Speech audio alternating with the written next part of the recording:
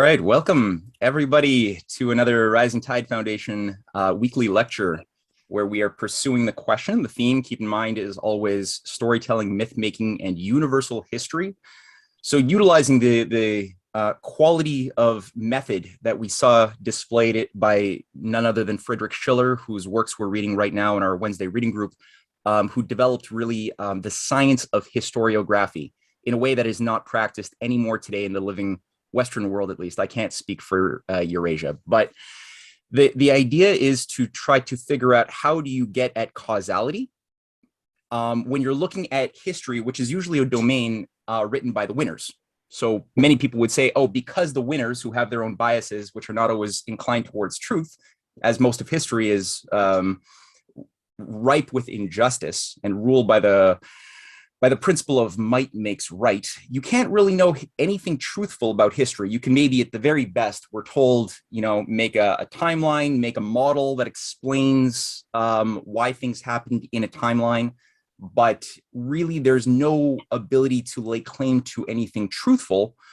At best, what you could maybe do is be the most persuasive with how you sell your model.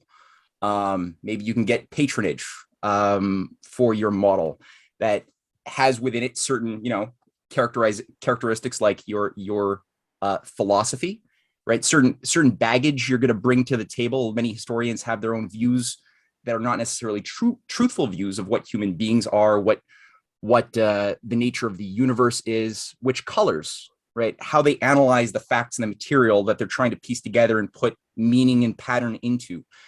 I think part of that is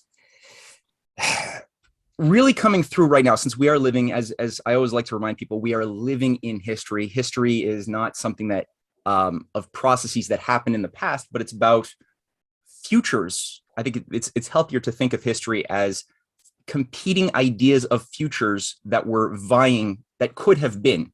Some of those futures failed to manifest. Other futures did manifest, and these futures were being shaped by goals, intentions, designs, and ideas.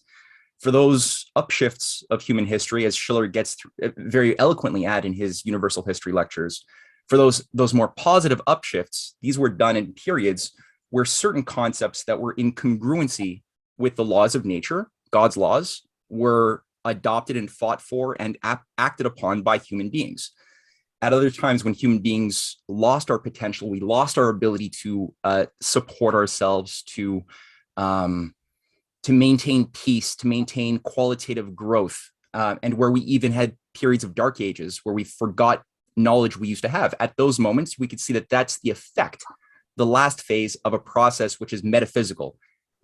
Metaphysical meaning that ideas that are more than the material world, but concepts that were wrong, that were lies, were acted upon and adopted and obeyed and either believed in or at least tolerated by people who should have known better. And to the point that we lost our ability, we lost what the Confucians have termed the mandate of heaven, right? That human law is only good to the degree that it squares with the mandate of heaven, the laws of the universe, of the creator. In the Christian world, that has taken on its own vocabulary, but the concepts are identical. I'm just gonna let somebody in. And to get a sense, since we are living in a moment, a very dense moment of potential between two systems, we do have a collapsing order on the one hand, which has its own idea of the future and its own concepts of what human beings are and how we're expected to behave in this new future. And then you have a very brighter, more principled system that I think everyone here is familiar with, coming out of the leadership of Eurasia, the policies of the multipolar orientation for win-win cooperation, above the lower system of might makes right, where we see the blossoming of large-scale infrastructure, science, technology, but also the uplifting of people out of poverty to this tune of almost 1 billion in a very short period, pulled out of abject poverty and into a status where people not only have the basic material needs, but we see that there's education, there is a higher cultural blossoming, there is a Confucian Renaissance happening across China right now. You see it also in their mass popular culture. Look at the movies that are coming about in China that they're putting their resources into. The many of the shows, they're not all great, but a lot. I mean, compared to what we have in the West, as far as the myth makers shaping the type of cultural field that we're expected to be shaped by in Hollywood or Netflix or whatever else. You compare, it's a total qualitative world of difference. There's actually ennobling ideas embedded in the storylines in so many of the stories and shows, in movies, and including in Russia to a certain extent, better than here at least. But again, I don't want to over glorify it or make anybody seem like an angel. There's obviously corruption everywhere as well. But the point is, you have something which is in harmony with our future that we are not privy to currently in this part of the transatlantic. And on that note, I'll begin my presentation. I'm going to begin it actually with a short 2-minute set of remarks by a figure whose name is Yuval Harari. He's an influential figure in our world because he is the official philosopher for the World Economic Forum. His works he's been turned into like this superstar celebrity of history, of theory, of the theory of what history is about, what human beings are. And he has been trumped up. He's been given the biggest book deals, trumped up to be given platforms at the World Economic Forum and beyond for the past, I would say, 3 or 4 years, especially. And he's a depressing character and I think when you actually look at how he thinks, you can get a sense of something lacking. So let me just start with this. His views that, it's 2 minutes, so I won't say anything more. In the Industrial Revolution of the 19th century, what humanity basically learned to produce was all kinds of stuff, like textiles and shoes and weapons and vehicles. And this was enough for very few countries that underwent the revolution fast enough to subjugate everybody else. What we're talking about now is like a second industrial revolution, but the product this time will not be textiles or machines or vehicles or even weapons. The product this time will be humans themselves. We're basically learning to produce bodies and minds. Bodies and minds are going to be, I think, the two main products of the next wave of all these changes. And if there is a gap between those that know to produce bodies and minds and those that do not, then this is far greater than anything we saw before in history. And this time, if you're not part of the revolution fast enough, then you probably become extinct. Once you know how to produce bodies and brains and minds, so cheap labor in Africa or South Asia or wherever, it simply counts for nothing. Again, I think that the biggest question maybe in economics and politics of the coming decades will be what to do with all these useless people. I don't think we have an economic model for that. My best guess, which is just a guess, is that food will not be a problem. With that kind of technology, you will be able to produce food to feed everybody. The problem is more boredom and what to do with them and how will they find some sense of meaning in life when they are basically meaningless, worthless. My best guess at present is a combination of drugs and computer games.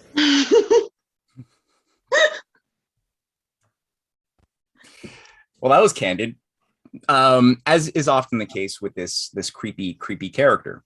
Now, I think everyone was able to smell out some BS, some Trojan horse assumptions that maybe he himself has not identified. I don't think he's just guessing of what the future is going to be like. He literally does think that, in his view, if the fourth industrial revolution manifests the way he and his patrons want it to manifest, then there will be a useless class where the world will have no place, no use for most people. He specifically points out even Africa, that we won't even need the cheap labor of Africans because we'll have the new gods. Because in other speeches he's made a point, he doesn't believe in God. He's a radical atheist. He believes in chaos and randomness as being the causal force of the universe that we're made in the image of. Because we're born in the universe, so we must have the same attributes. But he's also said that up until now, this is where it gets irrational. Now there's all of a sudden order and purpose. There are, for the first times, he believes, in history, intelligent designers, and they're the CEOs of Google, of the World Economic Forum, of Facebook. And, obviously he's just kissing the butt of his patrons when he speaks this way. But who makes the bodies? Who makes the minds? How does he define minds? He defines minds as being just computer processors. He doesn't believe in the soul. That by virtue of being a radical atheist, by virtue of being a radical materialist, he doesn't believe in the soul. So in his view, you could just have automated machines, machine learning, just replace the functions of most people in the world who are already, look at the West. We shut down the economy for 2 years under a pandemic, and things didn't really grind to the halt the way you would expect if you shut down an economy. Why? Because we live primarily, in the West at least, in a consumer cult model economy where most people have been put into, most technology that's permitted to really manifest in the form of new advances that have a creative element are all locked into entertainment, right? The entertainment industry, better video games, better graphics, but better ways of distracting you from reality, which is what he thinks is the purpose of technology, right? To give people a modern opium of video games, of metaverse fake experiences. But really, there's no point. The useless class are just useless eaters. And so think about how that's going to be resolved yourself, he says. What I'm going to do now is look at a few ideas from a slideshow I put together. Oops. Stop sharing. Sorry. Okay, can people see the slide of Thomas More? Mm-hmm. Okay. All right. Maximize your PowerPoint, though. Okay. Always do that. Yeah, it's because I don't have notes. So I always like seeing what my next slide is going to be because I forget, but that's okay. It's true. It looks better when it's full screen. All right, so I chose to label this Humanity's Struggle for a City of God, from Plato to Thomas More. People like Yuval Harari, who work for the Davos crowd, have a certain idea of a utopia. They are in a form, in a certain way, you could call them utopians. They believe in an ivory tower model of the way the world should be after it is reset. This is something which has been put on the table since June 2020, officially by Klaus Schwab, but many of the forces even higher than him have been putting on the table the idea that our world society, this is a great opportunity, this pandemic, because it gives us an opportunity to just completely modify global behavior in accordance with a better set of laws that are in harmony with what they say is nature, nature's equilibrium, nature's limits. And up until now, human beings have been operating outside of nature's limits. In November of 2021, Klaus Schwab published a book, a series of conferences called The Great Narrative for a Better Future. The thesis is that we need new stories with this new reset that they wish to bring online that involves modified human behavior, an elimination of certain customs or belief in things like nationalism, which is part of the old order, the belief in conventional, Christian, Judeo-Christian, Abrahamic faiths, gods, traditions, even Confucianism, Buddhism that go back millennia. We have to replace these obsolete ideas with new types of things calling themselves, or that have the effect of a religious quality. And Klaus Schwab is very clear that our current society is not currently willing to make the sacrifices that we demand that they make, because they still want abundance. They want to be able to have access to food whenever they want it, or freedom whenever they want it, which is part of the old order. We need to redefine all of these terms and give people a longer sense of a purpose to their life, animated by better stories that we have to bring online for the coming generations into the future. Basically, this is a secular way of calling for a new set of cultish religions, controlled by a master class priesthood that would be more amenable to a society of human slaves who accept being depopulated, who accept living with less, like the Chancellor Olaf Scholz of Germany even went out and said, an elected representative, that the age of expecting affordable goods and cheap energy is of the past order of globalization. We need to conform ourselves now to new expectations and norms. What is that? We have the means, right, of having abundance, of feeding the world several times over, of looking at just the technology we currently have available. If we chose to use it, you could eliminate hunger, poverty, and everything else in between. But there's a lack of will. Why? Because that is, in doing so, would disrupt what certain individuals trying to make themselves kind of like modern gods believe the world order should be. But again, it's based on a model, on a mathematical type of ivory tower model. Does it have any coherence with the reality of what humans are that they're trying to manipulate? Well, we're going to let Augustine and Plato and Thomas More speak towards that. Just some examples. I think everyone knows the new narrative has certain aspects to it, certain tools that the oligarchy really seems to want to bring online. These are kids learning, instead of going to the Louvre in France, you don't have to do that anymore, because you could put on your Meta and go and look at the Mona Lisa and what it would look like. Oh yeah, by the way, the Mona Lisa in the metaverse is a cat. You could have these experiences that, you know, give you the feeling like you're traveling in Shanghai, as that guy down below is experiencing and seeing the world, where in reality you never really have to leave the comfort of your bedroom, where you're just, you know, eating Tostitos and soiling yourself, I suppose, while you're living in an opium and, you know, doing digital opium. This is what they're saying is going to train new children, new generations. Instead of going to school, they could have these types of school-like experiences. Another phenomenon that plays into this class, because we're going to be touching on Plato's Republic, and this is in many ways like a modern idea of the cave. There's something called the Council for Inclusive Capitalism that was also recently brought online with the Vatican. In the middle, that's a picture of Lynn Forrester to Rothschild, Mark Carney to her right, and the Pope, obviously, to her left, and a variety of other figures representing the council. Associated with this council that professes to infuse morality and values for the first time into the economy as part of this great reset. You know, we need a new order where we can have moral values that are not just based on monetary worshiping, as globalization had formerly promoted.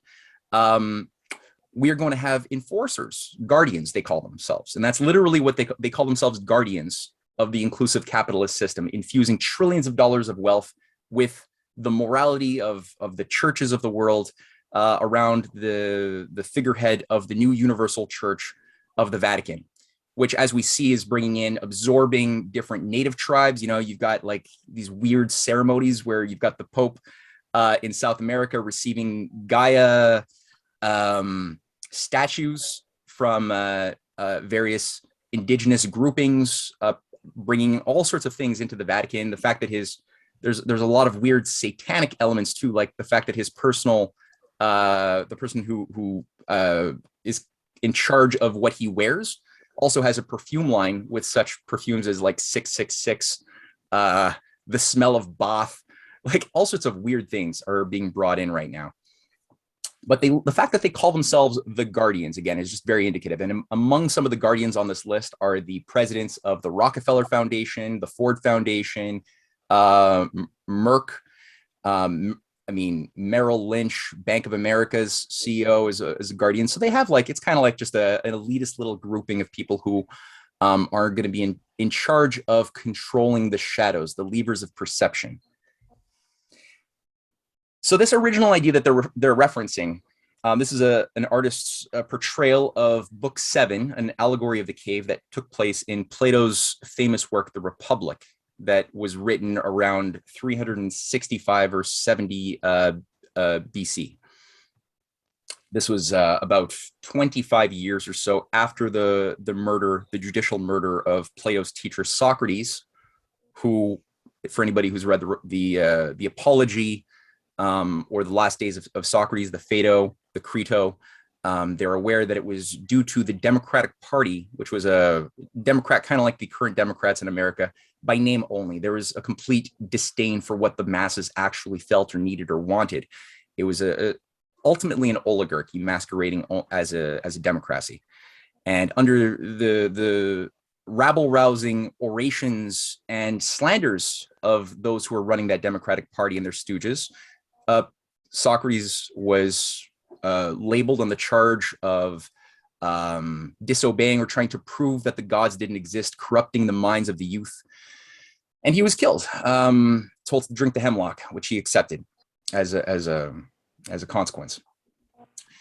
Plato was watching this happen. He picked up the torch that was left by his teacher, and over the course of an ensuing 10-20 year period, he traveled to Egypt. He wanted to really develop a better mastery of certain core concepts he needed to understand if he was going to make an intervention, a change into the collapsing, decaying world order of Athens at that time. Athens itself, keep in mind, was also, it had been a really great nation with wonderful moral authority and power to do good. And it had, in the century before Socrates died, accelerated its decline into self-destruction and imperialism. We're going to say a little bit more about that. But in the book, one of these key books of the many dialogues, Plato develops what would be a model city that would be premised around justice, or at least the idea came about in this book. What is justice? That's what they were trying to pursue. There's various theories of justice, the might makes right scenario, the ability to punish your enemies and reward your friends. That's another scenario that was entertained. Is it just being dutiful to custom? Is that what justice is? Is it knowing your place and everything just knowing its place? Well, he couldn't really just answer that in the first book. He was able to prove what it was not in the first book, which was, it is not the idea of Thrasymachos, the character he introduces, who is representative of the Klaus Schwabian Hobbesian view that justice is actually not a virtue but a vice. So Thrasymachos says justice has no existence. There is no truth. There is no justice. It's just what you can do to control the masses. So it's useful to get the masses to believe in things for the elite, but ultimately real justice is vice. The ability to satisfy your lusts, help your allies who are helping you satisfy your lusts and your power, and reduce your pain. Anything which goes towards that is just. Even if it is evil, it is just. Anything which deprives you of that satisfaction of sensual pleasure, that is vice, says Thrasymachos. And I'm not going to say exactly how, but Socrates dismantles that entire argument using pure reason. And he's left with a few threats as well, including in another dialogue called Gorgias. So in the course of this, they're like, well, okay, it's difficult to narrow in what justice is from an individual case-by-case nature. You, Socrates, have said you've proven that it's better to live in justice than not, but you didn't say what it is. So let's take a step back, and maybe we could see it better expressed when we can construct, as a thought experiment, a city. And in the city, let's start with a little city, and your basic needs are met. There's basic craftsmen to just do the jobs of what's needed. And that's a bit of a boring city if that just stays perpetually the case, because human nature, we want some luxury too. We want some abundance. So he says, okay, let's make it a slightly more luxurious city, a city that wants also to satisfy their pleasures a little bit more, and not just be utilitarian. So let's have, jewelers as other jobs, and performers and poets and actors and things like that. Fashion designers, we'll allow that in too. That's fine. And so they proceed on this line for a while, and the city grows because the population grows as you have more production, and you desire more because you have to sustain people. And he just says, as a matter of case, well, at a certain point, we obviously, our city is going to encroach upon the territory of another city. And, Glaucon, his young cousin, is saying, oh, yeah, that'll happen. Okay, well, then they're going to go to war, right? Yep, that'll happen too. Okay, well, what do we do then? Nobody is equipped to go to war. It's like, okay, well, we need guardians to decide when we're going to go to war, do diplomacy, and also fight the war. Well, okay, how do you train a guardian? I mean, I know how to train a carpenter or a shoemaker, but how do you train they have an art, they have a craft to shoemaking and carpentry and architecture. There's a craft, there's skills, there's technique. But what about the guardians? What's the technique for training people to know when to go to war, when to make peace or execute a war if it's happening, or execute a peace treaty? Well, that's tougher. So the question then really moves into the idea of education and the issue of the nature of human beings. So in the course of this, the role of the guardian is really investigated a lot. And there's certain people make the mistake of reading Plato's Republic completely out of context of everything else that Plato is doing. And what they'll do is they'll say, okay, Plato is obviously a fascist. Because look at the city. At a certain point, there's a lot of wisdom in the course of this dialogue in the 10 books or 11 books. There's a lot of wisdom and everything else, but he'll often come to conclusions about how the city will be managed and how the guardians will be trained, which are ultimately really fascist. And it's true. If you look at the conclusions, like at one point he says, well, if we're trying to figure out how do we train the guardians, he says to Glaucon, well, how about we look at how do we train our hunting dogs? It's like, oh, that's a good, and Glaucon doesn't, who's usually very astute, who usually like always pokes holes in paradoxes. He would normally say in other dialogues, this character comes up in like the Phaedo and or Simmias and Cebes come up in the Phaedo, but he would normally say, well, but dogs are not humans. Dogs have different rules in their behavior and their different potentials, but he doesn't do any of that. His interlocutors just go along with it and be like, and they're just like, yes, oh yeah, of course, humans are like dogs. So how do we train dogs? We breed the best. Okay, how do we breed the best? Okay, well, and then it becomes a bit of a eugenics thing. Well, we have to look for stories that are going to be told to the masses about that are going to give them patriotism, something to fight for their land, right? So we have to create stories that the masses will believe around the idea that they were all at some point born out of clay from the soil of their land, and mixed in with every soul of a citizen are elements of gold, of silver, of bronze, of iron. And based upon the ratio of how much gold is in your soul will determine whether you will be a leader, whether you're going to be an artisan, whether you're going to be a manager, whether you're going to be a lowly street cleaner. And from there, the guardians we will pick from among the golden souls, and they will have special training.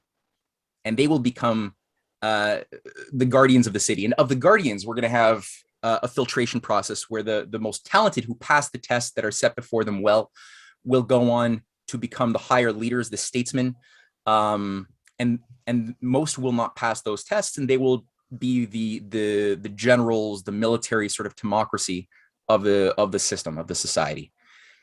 Now, in the course of that's already pretty fascist. Certain questions are like even entertained, like, well, what happens when a gold soul is born into a bronze family? Well, okay, we're going to take that kid away, and we're going to train them like a gold soul. But what if a bronze soul is born into a golden soul family? Well, we're gonna probably have to figure out something else. Probably throw the baby off the cliff or something. So you got a pretty blood curdling set of conclusions. Now, what Socrates is doing, it's a mental test.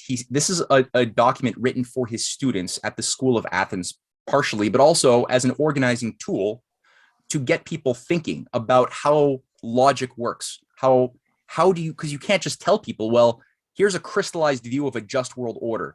Don't you want this? This is what a just society is going to look like. Can't we just model our society off of this just society that I wrote about? I mean, anybody who's tried to communicate unwanted truths to others in your friends or family community or online, you will know that being literal often does not work. You can talk about anything, JFK or Twin Towers or whatever you want. You could have all of your facts literally in place. And if somebody just doesn't have the heart or mind to hunger for it, it won't mean anything. So you can't do it that way. It does help if you can startle them a little bit, introduce a paradox into their world. That helps. And the dialectic method is good for that. So anyway, he continues on. And at a certain point, after going through these little gems of how the schooling, a proper schooling system around what he calls the quadrivium will be based to shape the souls, the bodies, and the minds of the leaders, is going to be fit, which is it's a great exposition in book 6 and book 7. featuring a real rigorous study of how the mind moves when it's making discoveries in geometry, how it applies those discoveries in astronomy, how the body also has to be kept healthy, and how the soul has to be kept also in a state of seeking and loving virtue.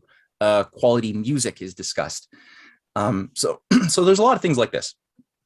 But at one point in book 7, you have the allegory of the cave. And here's really one of the wonderful insights that the oligarchies throughout the years have used this before Plato was doing this.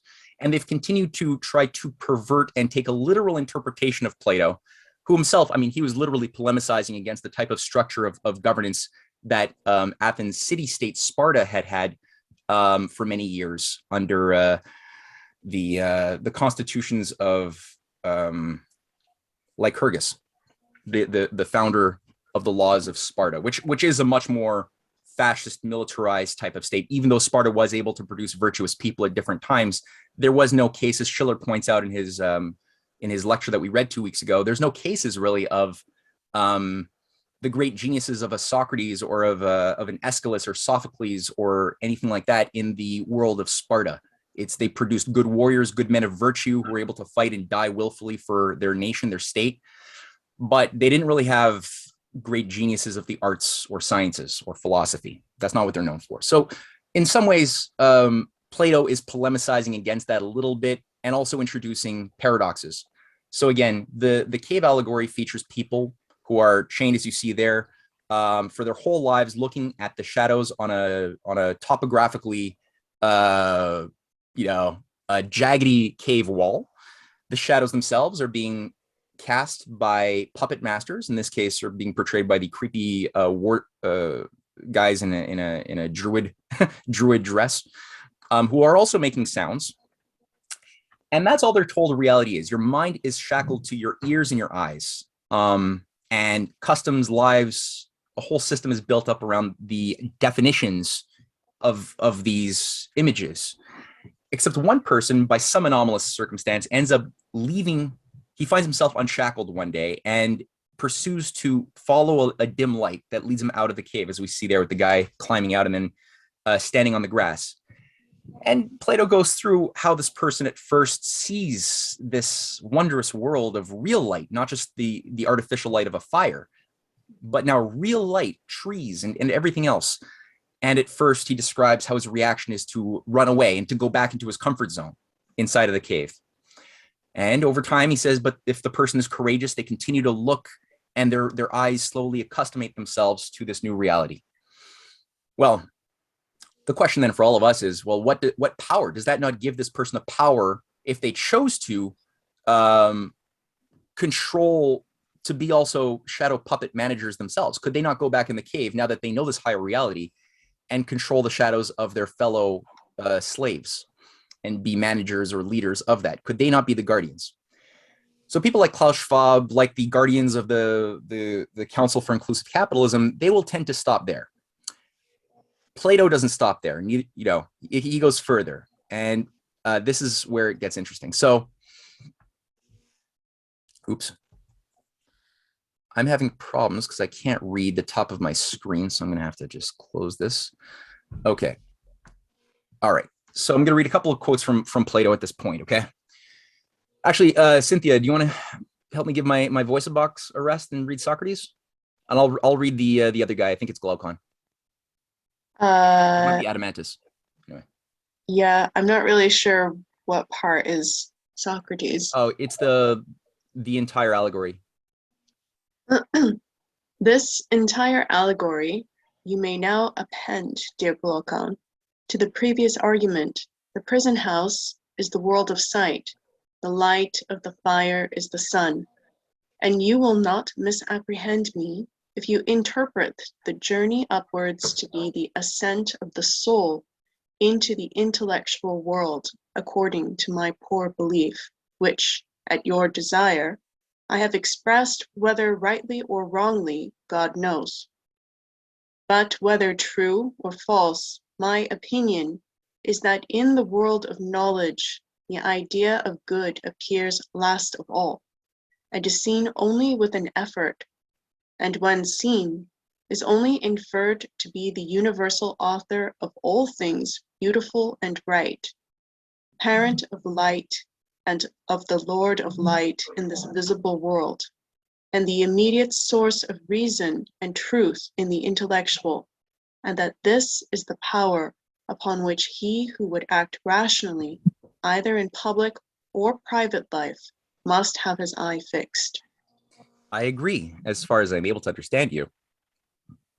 Moreover, you must not wonder that those who attain to this beatific vision are unwilling to descend to human affairs, for their souls are ever hastening into the upper world where they desire to dwell, which desire of theirs is very natural if our allegory may be trusted. So Socrates is very clear that this allegory is what it is, what it represents is the soul's journey to higher truths. And that once you start getting a taste of it, you can't put that genie back in the bottle, or at least it's really disruptive if you try to do that. But the soul naturally yearns always for more truth. It's not like food, which you can always hunger for more cake to the point that you get stuffed and you don't want more cake, where the pain outweighs the pleasure of that type of lower order pleasure, right? Or the future consequence of regret of having eaten too much cake gets in the way. Whereas the quality of pleasure that he's introducing here is of the type that you can't really have too much discovery, too much pleasure of loving truth, of sharing truth, right? So you always want more. The problem then becomes, well, how do you, if this is the quality of people we need to have in society, then how do you get them to want to go back into the cave, the shadow world, right? It's difficult because they're always going to want to live in this other higher world of mind and ideas and these higher emotions. So that's a challenge. You want to keep going? Yeah, you should just make clear they're going back into the shadow world to bring people out of the shadow world, right? Well, we're going to get at that. Yeah. Oh, okay. Then the business of us, who are the founders of the state, will be to compel the best minds to attain that knowledge which we have already shown to be the greatest of all. They must continue to ascend until they arrive at the good. But when they have ascended and seen enough, we must not allow them to do as they do now. What do you mean? I mean that they remain in the upper world, but this must not be allowed.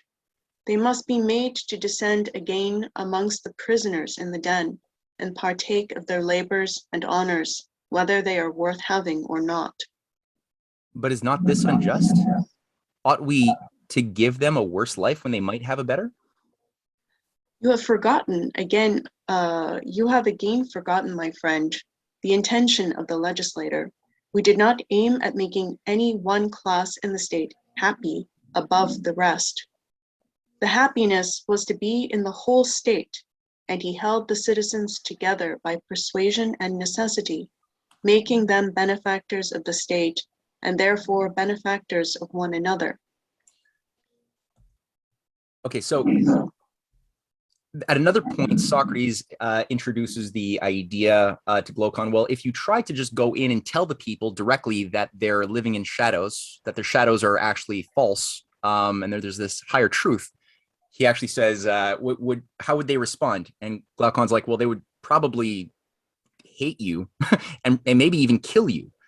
And he says, but the true philosopher must not he do that anyway? And that's the challenge. So the real place where the Yuval Harari want to be guardians fail is that they want to just stay above the cave. They haven't even made it to the good yet, because Socrates says you only can pursue your knowledge till you reach the good. If you stop sooner and you just start looking at the things casting the principles, some of the mechanisms casting the shadows of that higher reality, but you don't yet discover how these are all functions of a power of goodness. If you stop too soon, you will do damage to yourself and damage to others. Because that's what people like, Yuval Harari and other oligarchs have done throughout the ages. They recognize that there are ways of controlling people sensually through the belief in their senses, because they have a higher way of thinking, but they have not themselves advanced naturally to the place where that higher order is recognized as a function of a universe which is organized in goodness. They don't do that. So they stop soon. They don't have a morality. And if anything, they see the universe is made as either a universe of death, of heat death, of decay as the governing causal order, not life or creativity, but ultimately something which is the opposite, evil. And, to do good in that paradigm means to do evil, like Thrasymachos concluded. To be truly just means to be truly evil. And you have to wrap your evil around goodness to sell it, because nobody would just buy it from you or give you authority if you just said it that way. So this is where you need to have mystery religions, rites of initiation to cleanse the mind of its morality or its faith in God, or traditions that cloud the mind from the cold, hard reality of the nothingness and nihilism that really is. So he says, we can't allow people to do like in that society where they just stay out of the cave as just philosophers, or that they stop too soon, but rather that they have to go back in and find ways of living in the world, but also figuring out different ways of helping people leave the cave. I thought I had that quote in there, but I don't. People can read the full book 7. Well, read the whole thing online. Well, there's another slide though, no? That's actually from a further part. Oh. Where now he's talking about the challenge of the idea, because we all have ideas of perfection, truth, and justice, but how do those ideas and the material imperfect world where injustice lives, how do they mesh together? Are they two separate worlds, right, where one is run by a force of evil and the other one is run by a force of good in this Manichaean dualism of, or is there another way of conceptualizing this to recognize the harmonization, or how to bring the corrupt world into attunement with the higher world of goodness and love and justice? So yeah, he goes on now about the question of a constitution. How do you shape a society with laws of that higher order? Can any reality come up to the idea? Nature will not allow words to be fully realized. But if I am to try and realize the ideal of the state in a measure, I think that an approach may be made to the perfection of which I dream by one or two, I do not say slight, but possible changes in the present constitution of states. I would reduce them to a single one, the great wave, as I call it. Until then, kings are philosophers, or philosophers are kings. Cities will never cease from ill. No, nor the human race. Nor will our ideal polity ever come into being. I know that this is a hard saying, which few will be able to receive. So it's there's a bit of a feedback there. I think someone needs to be on mute. Good. So in this case, he's very clear that the condition upon which that type of state of justice could ever manifest must rely upon a good constitution, but not just that, because you could have a good constitution, but if you cannot get the philosophers to become kings or the king's philosophers, it'll always decay and corrupt itself into self-destruction, as his own society had been going through. And in another place, in letter 7, he's a bit more explicit, where he's writing on the same point of the philosopher king to an associate of his. And this is after he has already now established his academy, as Cynthia Chung has gone through remarkably well in her recent class on Plato's battle with the cult of Delphi and the Temple of Apollo, or the Temple of Apollo at Delphi. This academy was a center of humanistic intelligence. It had networks with kindred spirits who'd organized around in Egypt, in the Temple of Ammon. Plato was studying there, as were a number of very spectacular people throughout history. Pythagoras had been there. Solon, who we will see in a second, had also studied there. But there was a humanist beachhead within Egypt, despite all of the corruption that had beset Egypt, especially after the takeover by Persia. despite all of the cults and mystery schools and evil orders of cults that had really contaminated, there had still been a fight against this thing.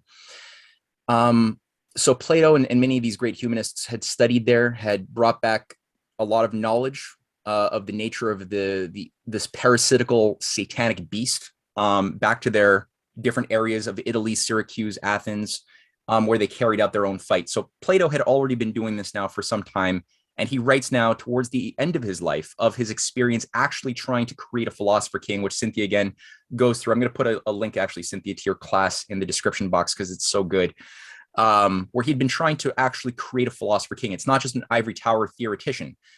He had been working with people to, in the case of Syracuse, with Dionysius I, and then Dionysius II, who had the potential to be philosopher kings and use their power politically to carry out a proper reform of their society, but also a battle against the growing influence of the Persian hordes, which had been already taken over for a long time by the cult of Marduk, which had run, that was the lead cult of Babylon, which Cynthia goes through and demonstrates how that had taken over control of Persia, which became somewhat of a marcher lord for a period after Cyrus the Great, who was a mixed bag himself, who did good things. I don't think that could be denied.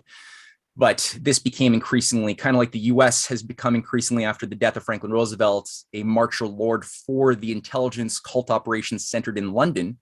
It's sort of the same type of function that was then underway, crushing all small countries and absorbing everybody into a world government ideology of total hegemony. So Plato writes of his experience trying but ultimately failing to create a philosopher king. He writes, Cynthia, you want to read that?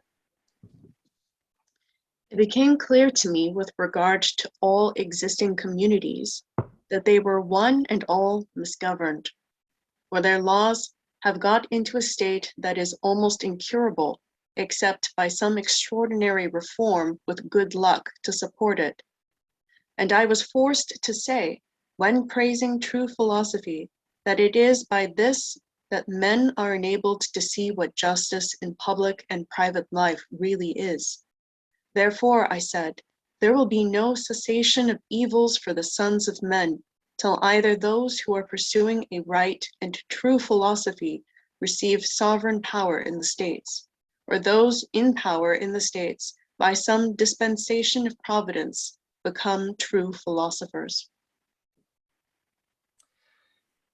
And so, again, this is like the only place where Plato is talking candidly about his real intentions, designs, and ideas as a person, not just as a philosopher. And people often treat him like he's in an ivory tower again, and that's wrong. You got to see him as a real operator and who was really, really making something happen. And it wasn't like Athens had no precedent. In fact, Athens probably was the clearest example of a world that had been founded by one of the greatest philosopher kings.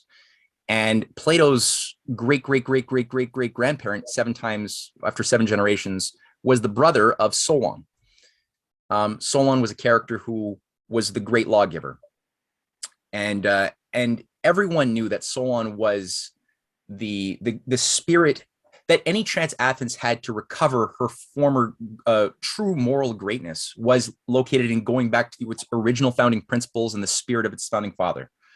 Much like today, if America is going to avoid its own destruction, it will be by going back to its constitutional roots and the founding spirit of the greatest minds that gave birth to it. To the degree that it continues to allow these founding documents and that spirit to collect dust and operate under a different philosophical principle, as it has been doing, especially since the assassination of John F. Kennedy, it is doomed. Its doom is built into its loss of its own principles. So that was the case also for Athens. For those who don't know a thing, the interesting quality about Solon, the philosopher king, I guess the king of philosopher kings, was that he was both born of the higher aristocratic class, but he wasn't an elitist. He was a merchant. He saw the world. By the time he was in his 40s, he developed such a reputation for honesty and justice that he was called upon by the people and by the leadership of his society, which had completely fallen into essentially a dark age. All of the great stories, its own history, it had forgotten. In many cases, how to even like use words in the written form. That was even like highly bastardized.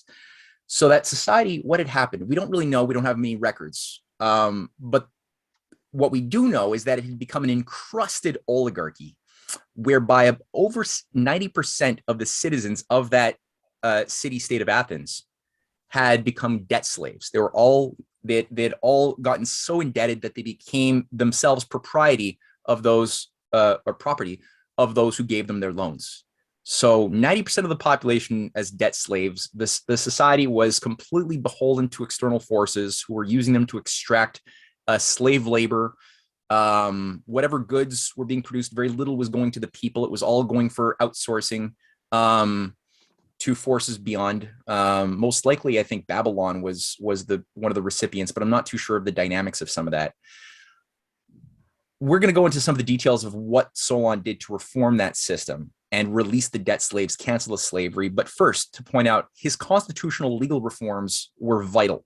And he overthrew the old laws of Draco, which are these authoritarian laws, very cold laws that pretty much had everybody punished, regardless if you killed a man or you stole a few dollars or a piece of bread, your punishment was death. There's nothing else but death. And Schiller makes fun of this a little bit in his lecture that we read. So in the Constitution, or at least the part that survived, it's written in the form of a poem. And this poem is great. Cynthia, you're doing a good job. Do you want to read that? Sure. Can you maximize the screen? Yes. Whose poem is this? This is Solon. Oh, Solon wrote a poem? Yeah. Oh.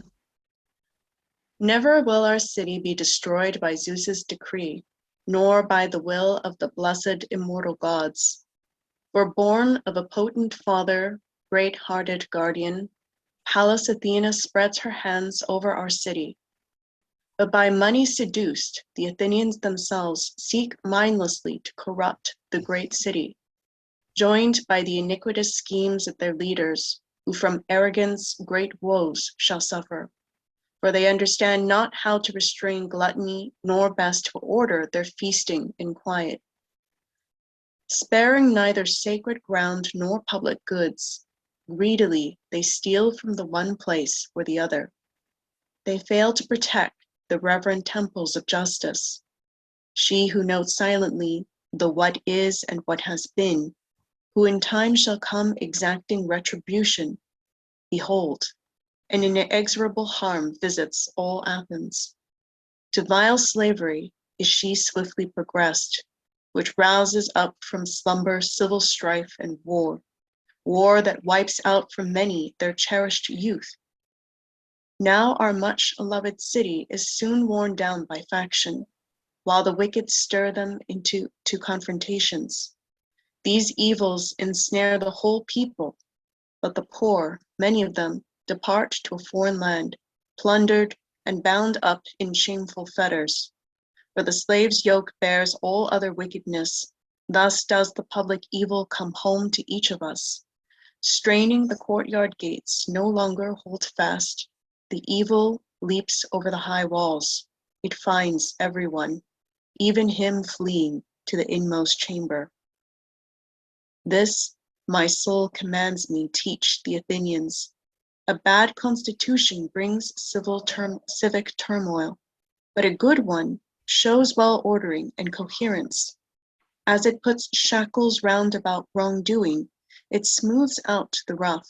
It checks greed, tempers hubris, and withers the fruits of reckless impulse. It takes crooked judgments and makes them straight, softens arrogant deeds, halts seditious acts, and ends the bile of grievous strife. And so under it, everything for mankind becomes whole and wise. Beautiful, eh? So that was originally the spirit of the original Athenian constitution from 590 or 595 BCE. So Solon is very clear that the death, the destruction of that society that he was a part of, that he lived in, and that he was intervening upon, was the consequence not of the stars or of fate, but rather of our own iniquities, of our own pride and corruption, which became endemic.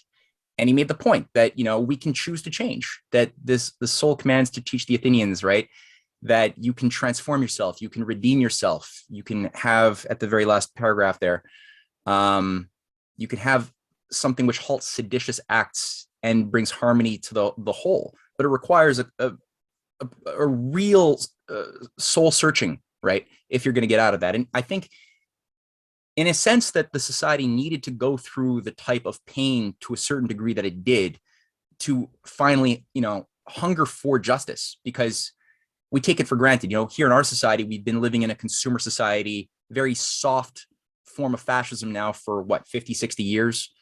And if you just tell somebody, hey, you know, it's better to live a life of justice and goodness and love your neighbor and think about the whole, it doesn't really mean much. People have just been living in a lot of abundance and corruption and uselessness.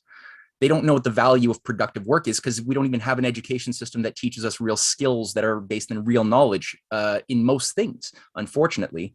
So, you know, people going out into the world, becoming citizens, without that inner sense of discovery, of real knowledge, of real sense of pride in your work, it's hard to get that type of misformed citizenry to resonate with higher ideas of like, well, maybe we should be thinking about like the injustices of Africa that are occurring, you know, to sustain our lifestyle, or how did all of these cheap goods all of a sudden become abundant in the first place since the 70s, flooding in from overseas sweatshops? You know, like, are we not using a form of economic slavery, depriving people of their own ability to have a better standard of living, because that would make their labor more expensive if they had development,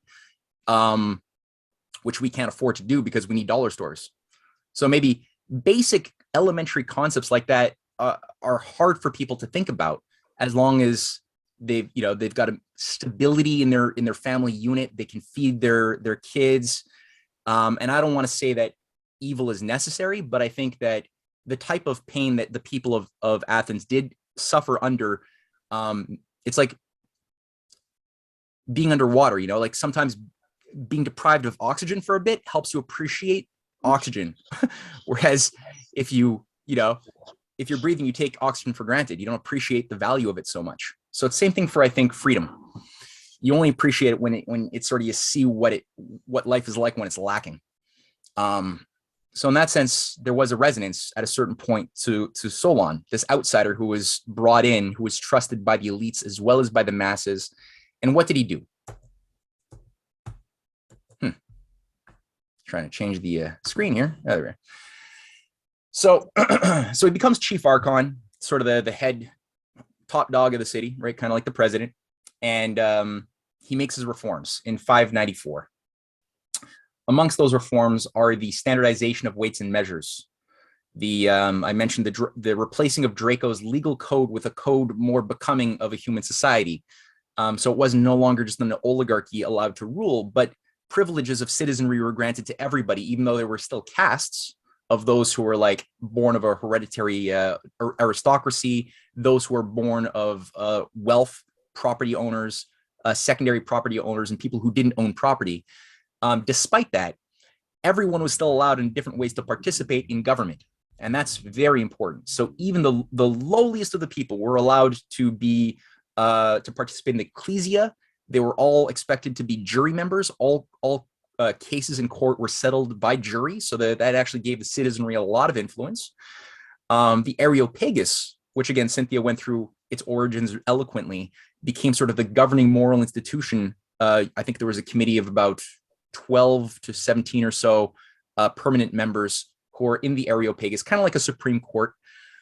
This was sort of the bastion of the humanist faction, who had understood the best, I guess you could say, the philosopher king faction, who had also instituted different cultural policies to uplift the quality of minds of the people and the cultural standards through things like the plays, right? The tragedies, the comedies by Aeschylus, Sophocles, Euripides, and others, this became really an organizing function of the entire society that educated the minds and morals of the people. So there was that, and that was a very powerful part of what was organized by the Areopagus. The standardization of weights and measures. I mentioned earlier the cancellation of debts and the liberation of debt slaves. Plutarch mentions on the life of Solon that he pissed a lot of people off.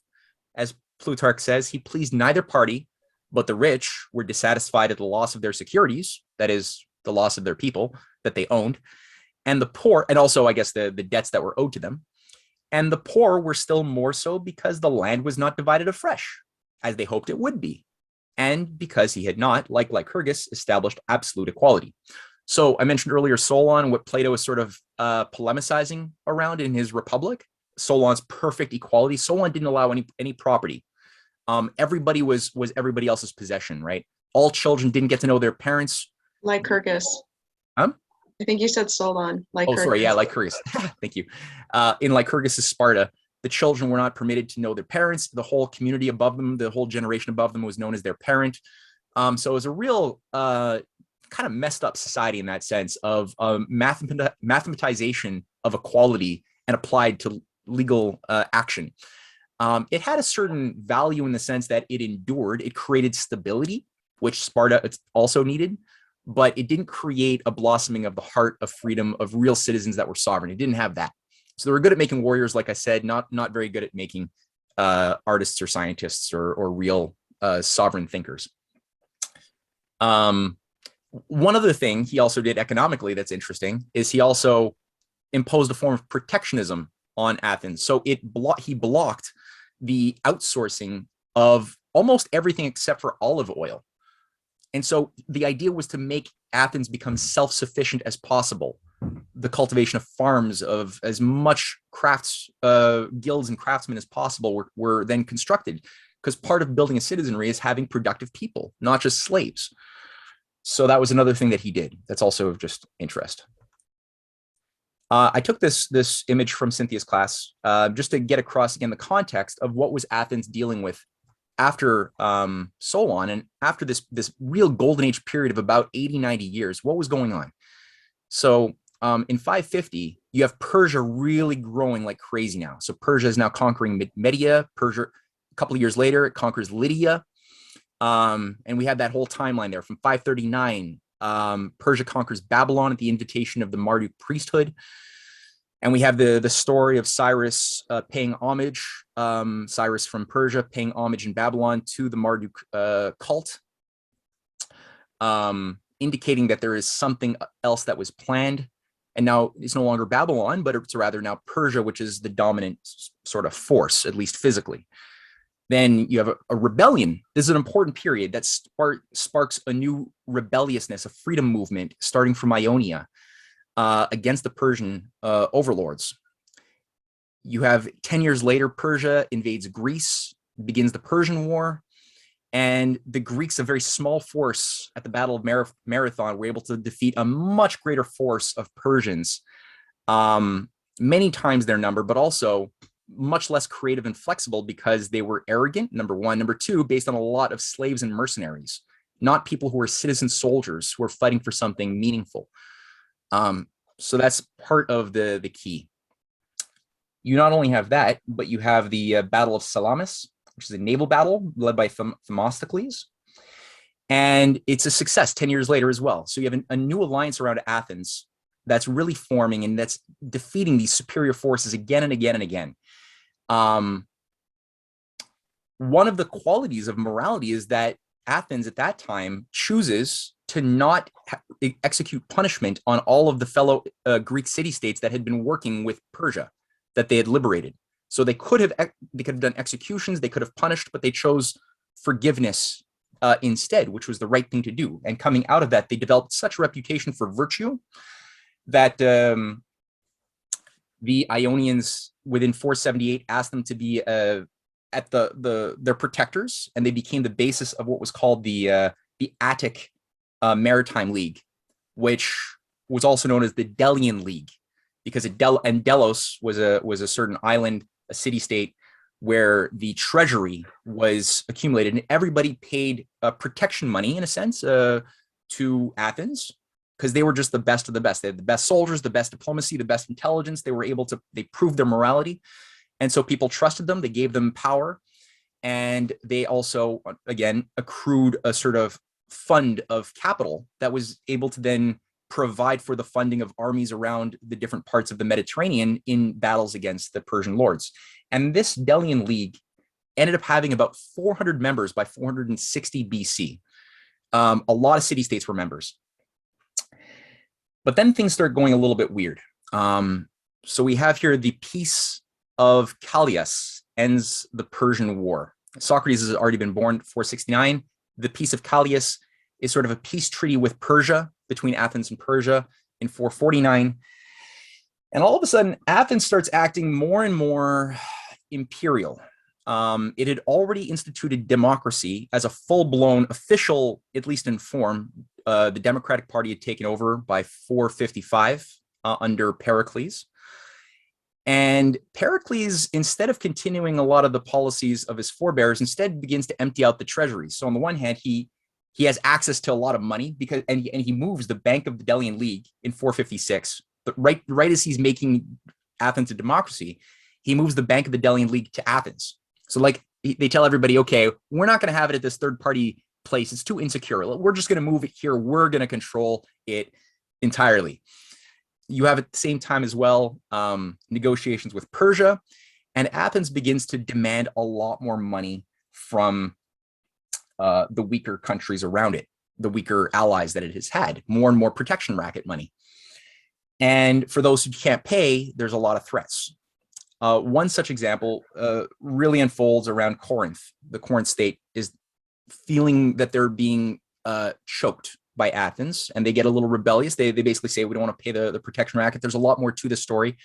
But effectively, Pericles declares war on their own ally, Corinth. And a war begins, which is a 26-year-long war called the Peloponnesian War. And increasingly during this time, Athens is becoming more beholden to the cult of Delphi, the cult of Apollo at Delphi, which is itself the branch of the temple at Marduk. It's essentially Apollo is another way of describing Jupiter, Zeus. That's also, Marduk is recognized as being the character of Zeus, which is an organizing system that runs the priesthood that all of the city-states leaders have to go to and give a lot of money to. So they run a treasury as well that collects money so that everyone can listen to what the priest, this doped up priest who's unfortunately also getting raped by these priests, these old corrupt priests at the cult. She's doped up. They've discovered the remnants of the exact location of the Temple of Delphi, and there's actually chemicals embedded under the temple which would have been adequate to provide sort of a drugged up effect. So she's blabbering away random utterings, which are interpreted by the priests who have the oracular ability to interpret these syllables as the words of the god of Apollo, to command the different leaders and generals to either go to war or make peace based upon these mystical tea leaves, you know?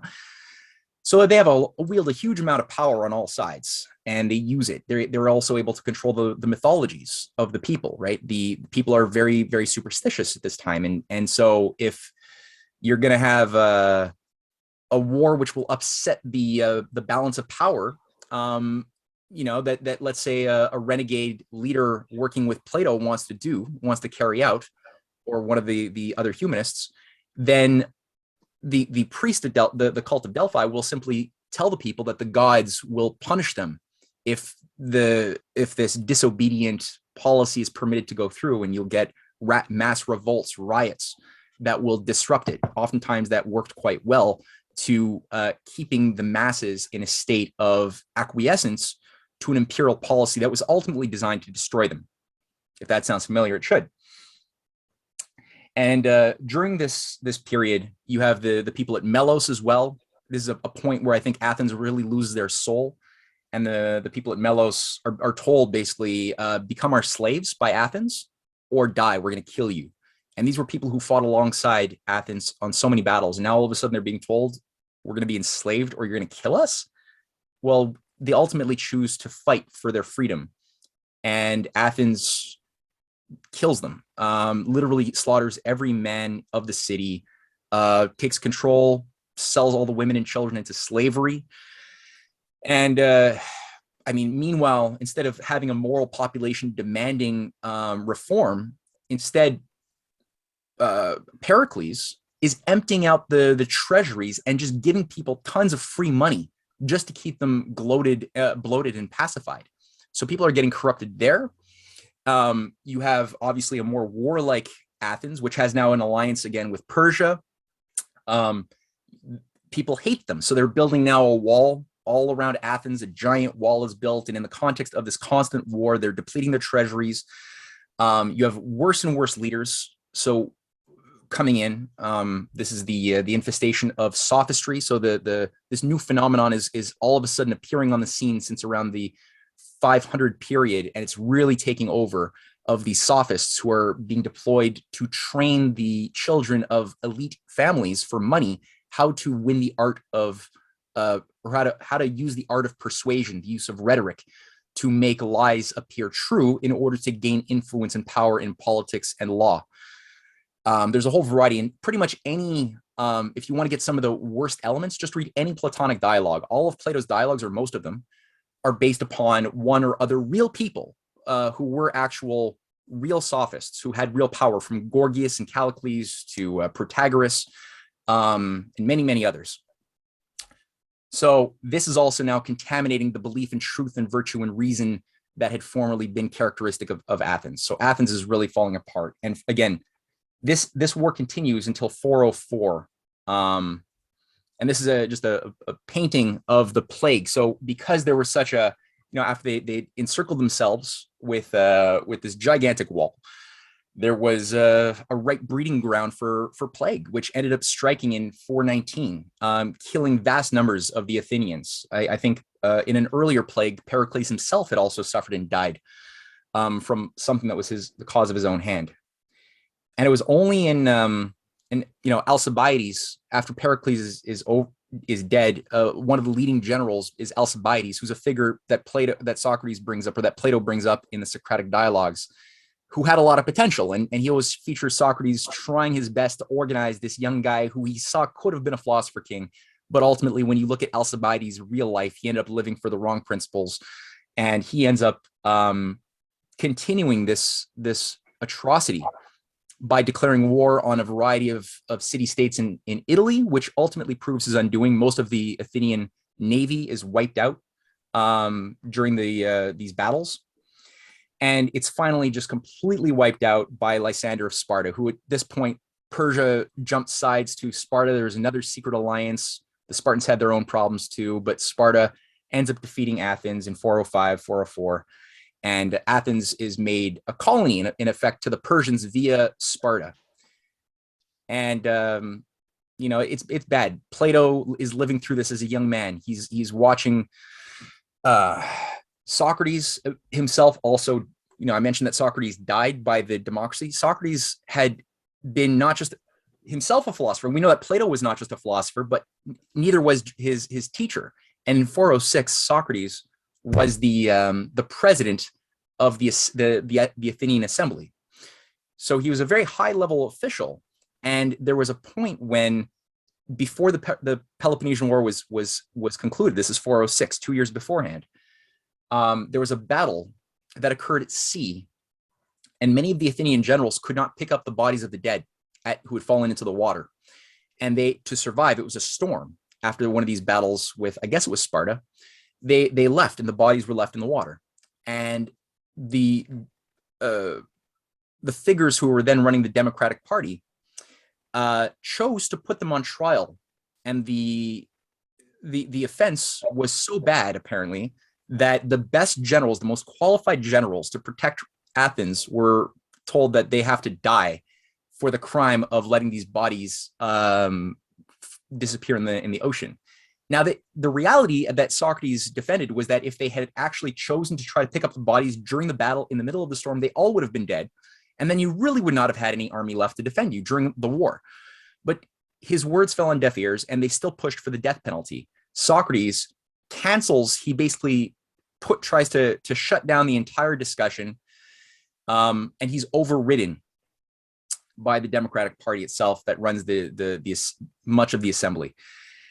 And he's seen as a big troublemaker. So not only has Socrates got a reputation for proving that all of these elite, respected figures are actually, they don't know what they're talking about, and they think that they do, but they don't. So he's proven that in public.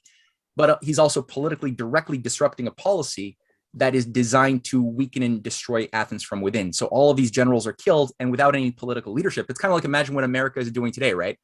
There's been a 1 year and more purge of the US military. The most qualified human beings who understand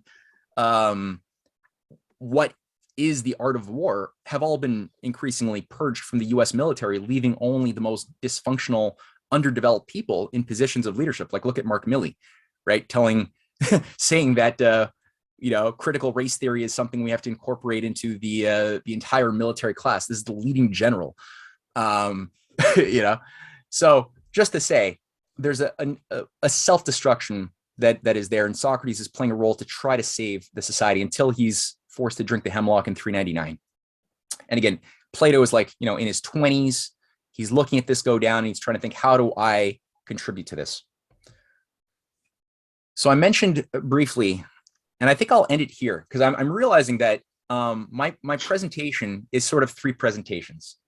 And so there's so much that I've just laid out. I'm going to end it here before going on to St. Augustine in a future presentation. And then Thomas More in another presentation, which each one I think will be about an hour or a bit more plus discussion. So we're going to leave that for maybe a future date. Perhaps this Wednesday we can do that for those who want, or maybe next week. Not next Sunday, but during the weekday. So just to get a sense of how the sophists operated, this is from the Protagoras dialogue. You have Socrates trying to figure out, what does Protagoras actually do? And he's talking with a young friend of his who's like, yeah, I'm gonna go study with Protagoras, who's the best of the best. I'm gonna give him a lot of money like everybody does, and I'm gonna become a highly qualified power player in law and politics, and it's gonna be great. And Socrates is like, well, okay, that's interesting. Well, good for you. Can I talk to him a little bit? I'd really like to ask him a few questions. And the young kid is just like, yeah, okay, come on. He's at my dad's house. So they go and they start talking, and Socrates, just being kind of cheeky and polite, is just trying to figure out, first of all, like, what do you do, Protagoras? Like, what do you actually, what do you do? What are you? And so I replied, he's describing in the first person, I will begin again at the same point, Protagoras, and tell you once more the purpose of my visit. This is my friend Hippocrates, that's the young guy, who is desirous of making your acquaintance. He would like to know what will happen to him if he associates with you. I have no more to say. So he's like really been trying already to get Protagoras to talk, and he's just a very like slippery guy. Protagoras, Cynthia, can you be Protagoras? Young man, if you associate with me on the very first day, you will return home a better man than you came, and better on the second day than on the first, and better every day than you were on the day before. When I heard this, I said, Protagoras, I do not at all wonder at hearing you say this, even at your age. Protagoras is a little bit old by this time. And with all your wisdom, if anyone were to teach you what you did not know before, you would become better, no doubt. But please, to answer in a different way, I will explain how by an example.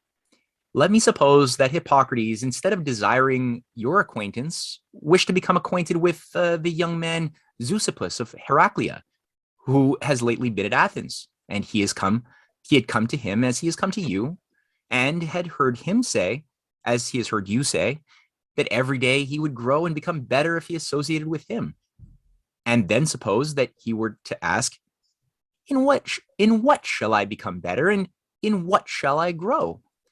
Zeuxippus would answer, in painting. Obviously, Zeuxippus is a famous painter, right?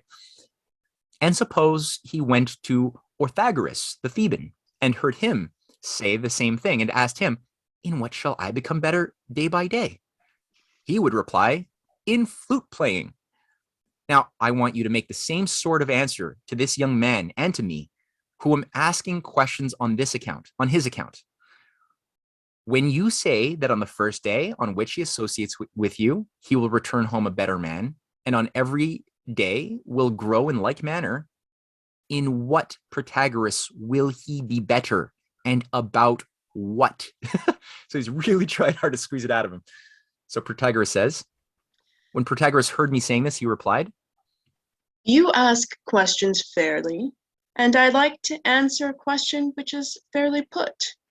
If Hippocrates comes to me, he will not experience the sort of drudgery with which other sophists are in the habit of insulting their pupils, who, when they have just escaped from their sciences, are taken and driven back into them by these teachers, and made to learn calculation and astronomy and geometry and music. He gave a look at Hippias as he said this. But if he comes to me, he will learn that which he comes to learn, and this is prudence in affairs private as well as public. He will learn to order his own house in the best manner, and he will be able to speak and act for the best in the affairs of the state. So you have here really, I mean, I think that this is just such a fantastic expose of just how the sophists, like Protagoras, but also Gorgias, and like I said, many others, they don't really care about knowledge. And I mean, in some ways, you say here, they're not going to waste their time. With me, you get the best of the best. I'm just going to give you how you use wield words to convince people to support and give you power. How do you wield affairs of the state, private and public? That's what you're going to learn with me, is how do you manipulate and influence people's perceptions. Now, it has no bearing on whether perceptions are real. Do you actually have real qualifications? Well, do you have real knowledge? Well, how could you have real knowledge if you never took the time to properly immerse your mind in an exploration of basic elementary facts of astronomy, calculation, geometry, music, the science of sound, the geometry of sound, how that appeases or affects the soul, right? Obviously, music and the soul have a relationship. There's certain, as Plato develops in his Republic, there's certain not only coherence, but also certain types of modes. The Delian mode will have a certain influence on the soul. There's certain other modes of musical harmonies that will be inclined for, that'll be good for keeping people in a state of pious ritual, like worshiping feeling that might be conducive for religious order things. Other types of sounds would be more useful for going to war. Other types of sounds more useful for a variety of things. And we all know this. We all know that there's different types of sounds in the music we listen to that will evoke different feelings. The question is, are you using them for and promoting things that are going to edify and uplift people in a natural way? Or are you doing like a lot of the modern, look at today, right? The modern atonalists, there's been a lot of FBI, CIA money put into atonal music and abstract art since the especially beginning of the Cold War. What is the effect of having contemporary, abstract, post-structural, postmodern art or music that has no rhythm? It's anti-tonality, it's anti-harmony. What effect does that have on the souls of people who are trained in schools arduously to learn how to admire it and give their admiration to ugliness? What happens to your ability to have an aesthetical sense of beauty or ugliness when you're judging, when your mind is trying to process information and pass judgment on truth and falsehood, on a lie or a truth, on a beautiful act or an ugly act? You can't. You need that aesthetical sense to be matured and developed, and music and the sciences play an important role together, as Plato gets at in book 6 and book 7 and book 8 of his Republic and other places.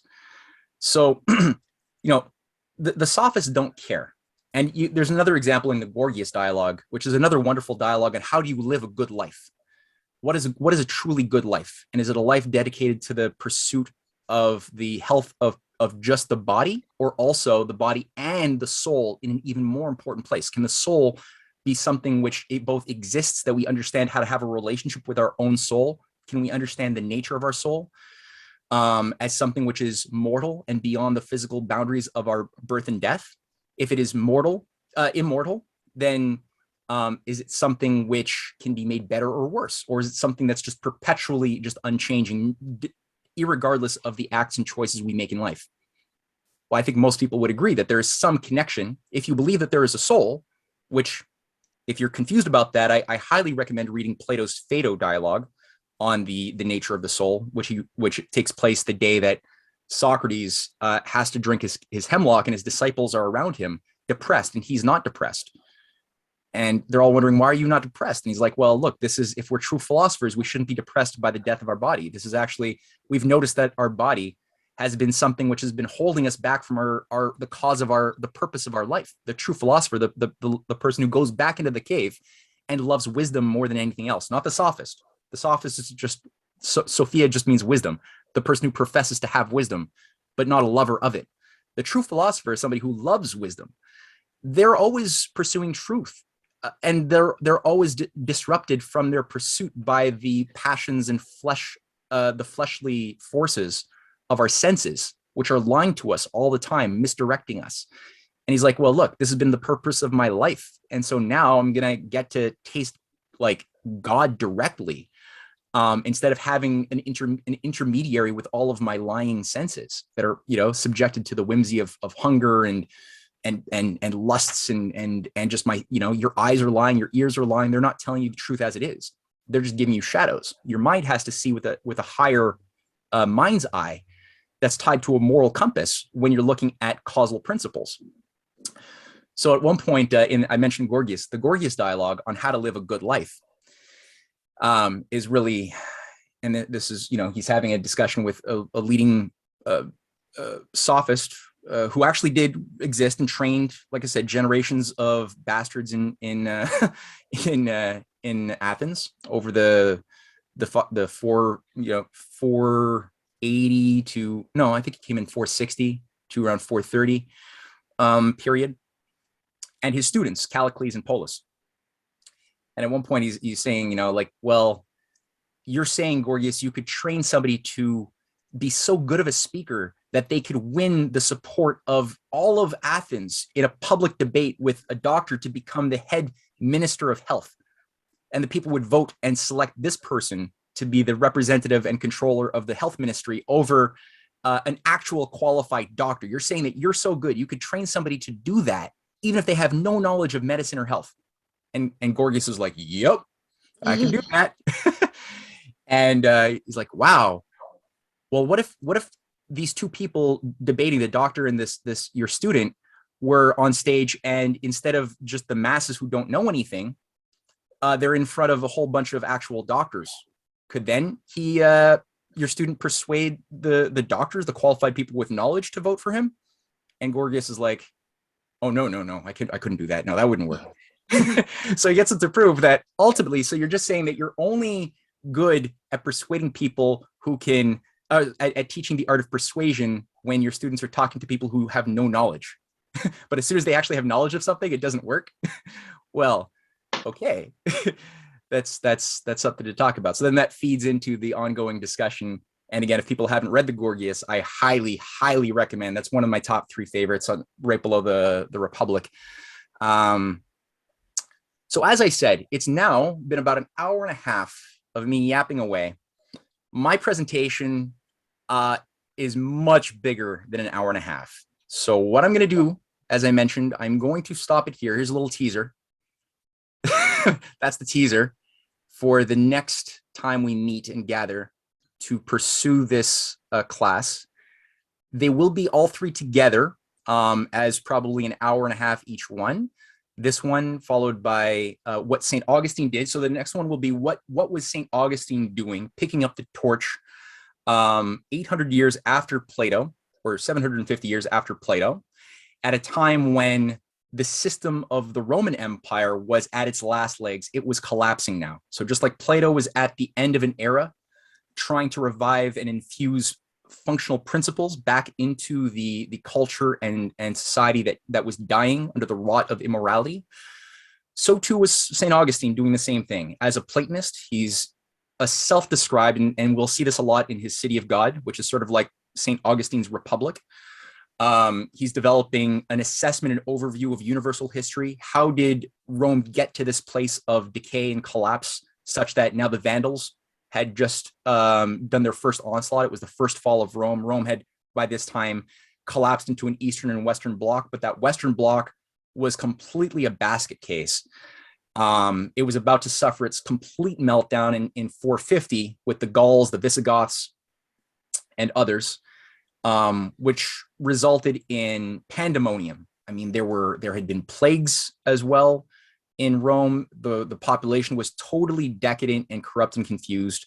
Even though Christianity was finally adopted, the elites gave up on trying to just destroy and kill all Christians.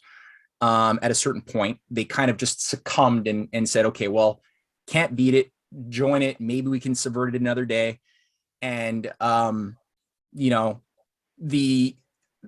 it wasn't enough. It wasn't enough. There was too much immorality still embedded in the cultural matrix and the leadership, in the way that Rome governed itself as an empire, exploiting slaves, overextending itself through more and more rapacious behavior against the outskirts to just feed the masses in the capital with bread and circus.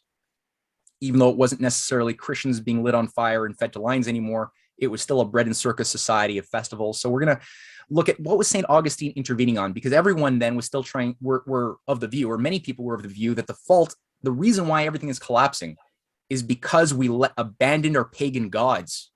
We went for monotheism in Christianity. That's the reason. It's the gods are punishing us for abandoning them.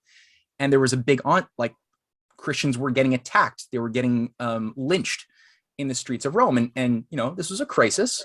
And Augustine had to get across that, no, the cause is not Christianity that is causing you to be destroyed. It is your absence of the principles that were taught by Christ, which were already there before there was even Christ. And he goes further back and even cites the works of Cicero, who lived before Christ was born, and Cicero, who he was also a follower of, and he cites relatively admiringly in his City of God. Cicero was also making the point in 60 BC that Rome had lost its moral fitness to survive and was trying to bring Rome back before it became an empire, bring it back to proper republican roots. So and Cicero was kind of in many ways a Socrates figure. He was a Platonist. He was killed much like Socrates was, trying to stop his society from self-destruction.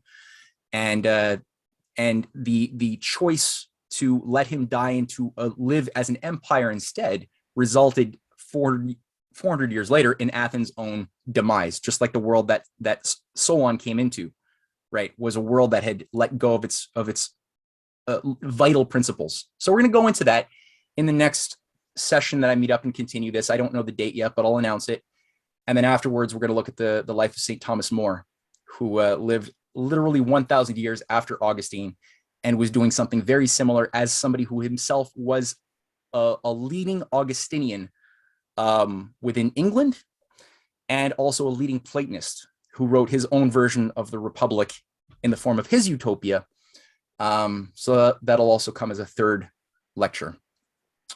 So what was supposed to be one became three, and I believe in the Trinity, so maybe it's all part of a divine plan.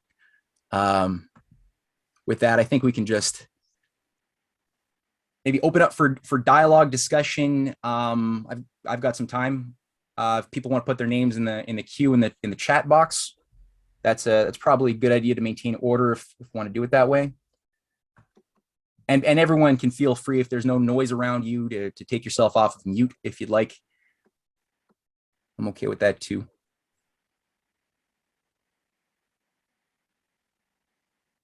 So, I mean, I threw a lot out there. I understand if people have to just process some of that. let it seep in. Yueri asks, can I speak a few words about distributism? Unfortunately, Yueri, I cannot do that. Can you say something about your question a bit more? What is distributism? Well, distributism is a Catholic social teaching, and I don't have a very good understanding of it, and it seems very diffused and unorganized. But I think one of its main goals is for everybody to be a capitalist, for every person to own the means of production, if you want to use a sort of Marxist angle on it. And well, that's about all I know about it. But I like that idea. I like the idea of everyone having their own means of production. And that's probably because, you know, I'm a woodworker. I have my own shop. I've, you know, never had a real job with a company or anything. I've been sort of a free enterprise type of person. And that always appealed to me. And I don't know much about it. Well, except that it ends with ism. Yeah, there's a lot of those. Which is a red flag for me anyway.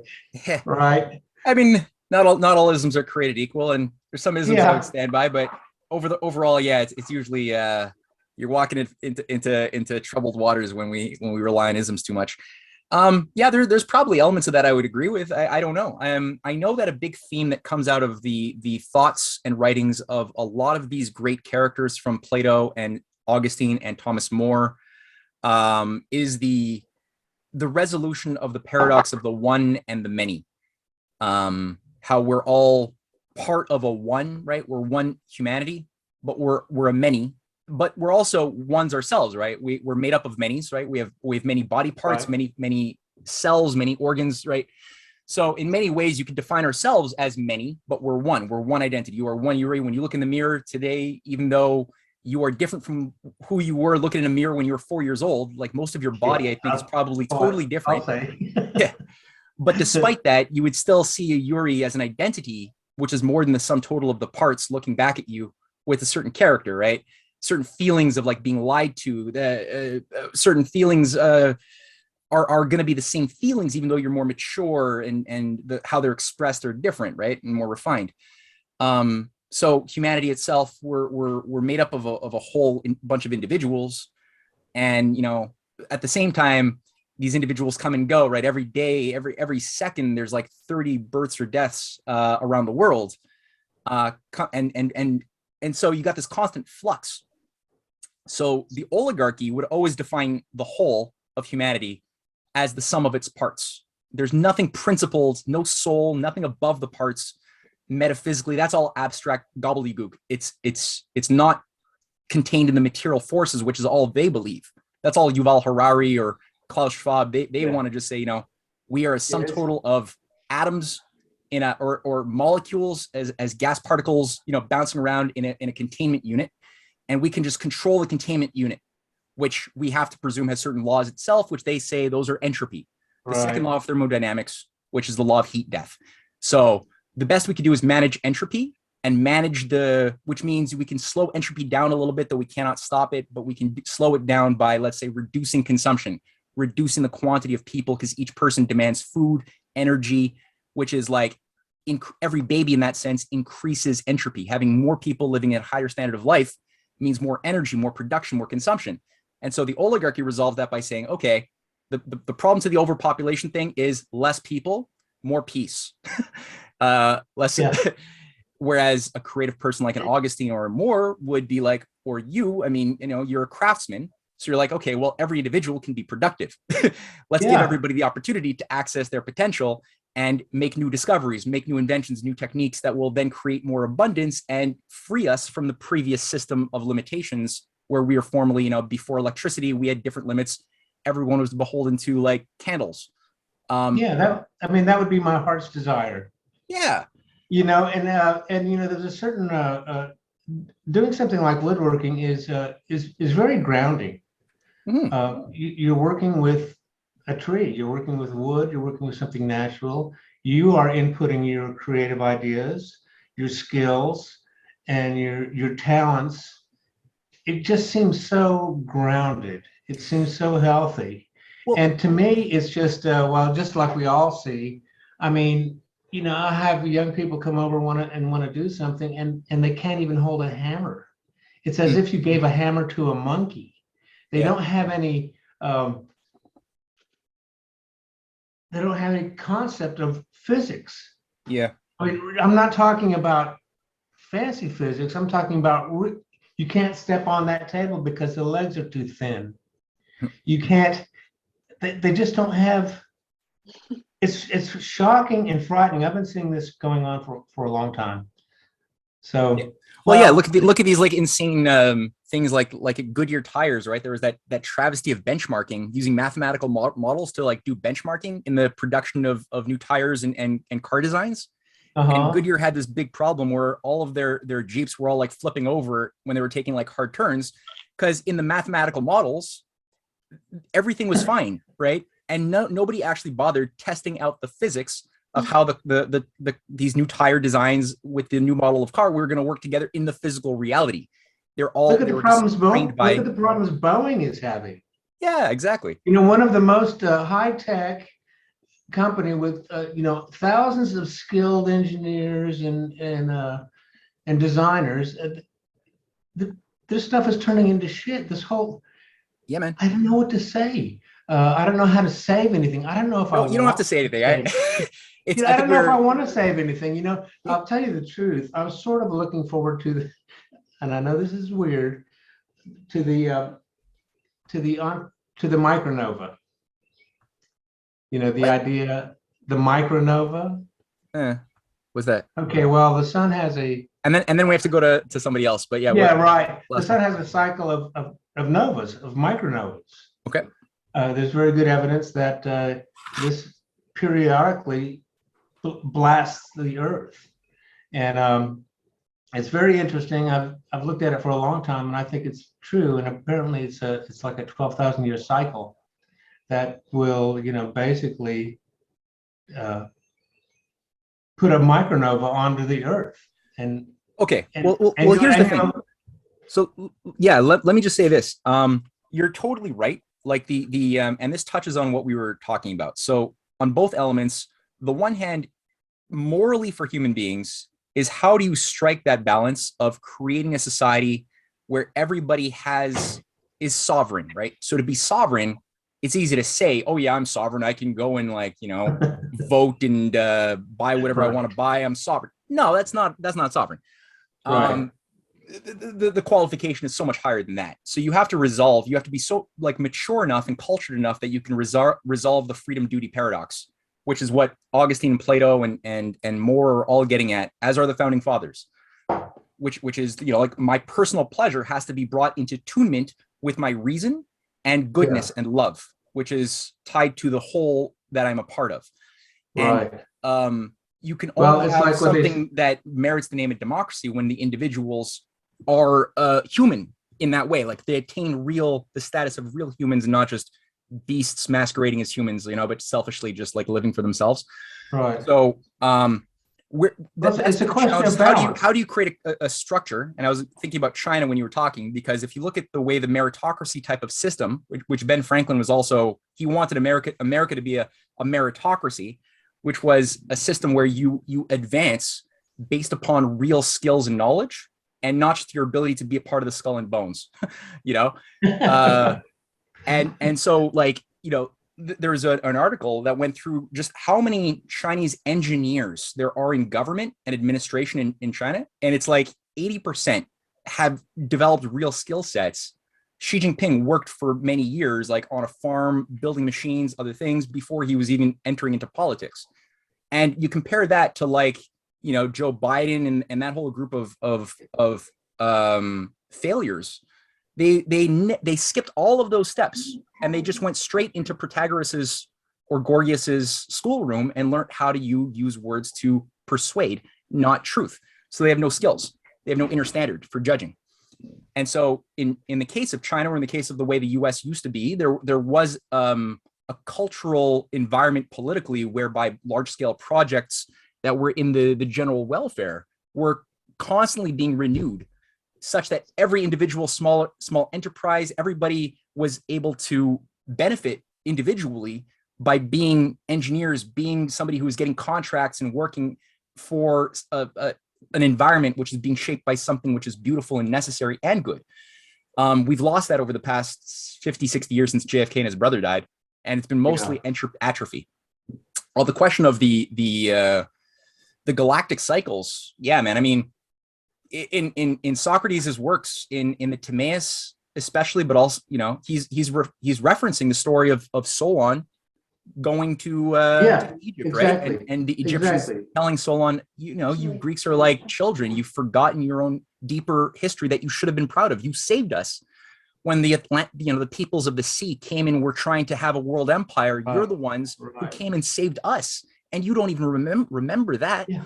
And, you know, there's been many points of destruction, and they describe the fire from the sky that at different times came in and caused mass death, and floods that came in and caused mass death. Yeah. And you've forgotten all of these things, which today we know they're describing climatological, astroclimatological processes of asteroids, comets, other, like the floods are being shaped themselves by ice ages, you know, ending 12,000 years ago, causing 12,000 years to rise, 500 feet, and all of the seaboard towns were all flooded. So these are all things which, if we're thinking as a human society fit to survive in the universe, which sometimes kicks our ass, we should be all working together the way China and Russia are working on developing space-based technologies for mining the moon, developing helium-3, having an asteroid defense. There's so many things that could unite us in common win-win cooperation, but we're not. So that's there.